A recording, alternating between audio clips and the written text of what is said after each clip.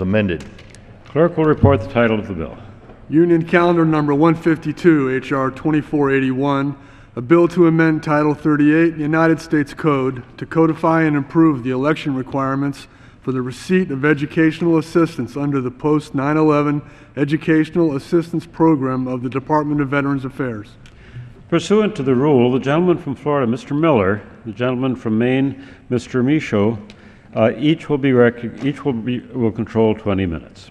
The chair recognizes the gentleman from Florida. Mr. Speaker, I ask unanimous consent that all members would have 5 legislative days with which to revise and extend their remarks and add any extraneous material they may have on H.R. 2481 as amended. Without objection, so ordered. Thank you, Mr. Speaker. I yield myself such time as I might consume. The gentleman is recognized. H.R. 2481 represents the collective work of our Economic Opportunity Subcommittee. Provisions of this bill streamline eligibility for Veterans GI Bill benefits that would ensure that surviving loved ones of service members who die as a result of service have all the educational assistance benefits that they are entitled to, and make improvements to the Service Members Civil Relief Act. I know other members are here today to speak on provisions of this bill that they've authored, so at this time I'll focus on just a few areas.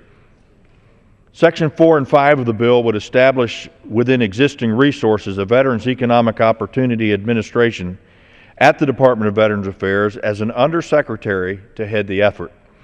The purpose of creating a parallel administration is to serve alongside VA's Veteran Benefits Administration, the Veterans Health Administration, and the National Cemetery Administration. It is to raise in importance the issues affecting veterans' readjustment to civilian life.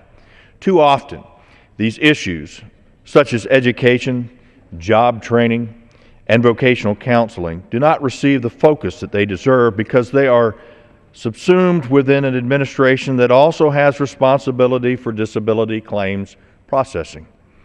Highlighting and emphasizing the importance of jobs and careers for veterans was an important reason why the Committee on Veterans Affairs created for itself a separate Economic Opportunity Subcommittee several years ago.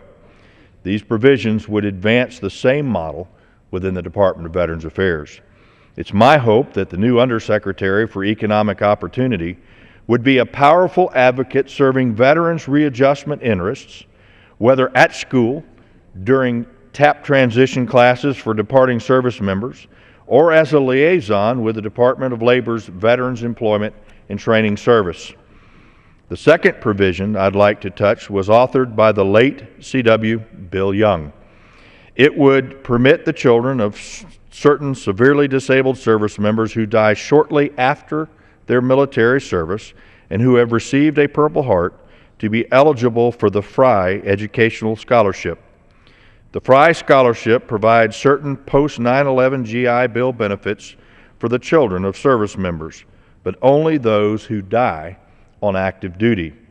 Chairman Young rightly believed that the kids of those who may have been mortally wounded in service, but who died shortly thereafter, ought to be eligible for this benefit as well.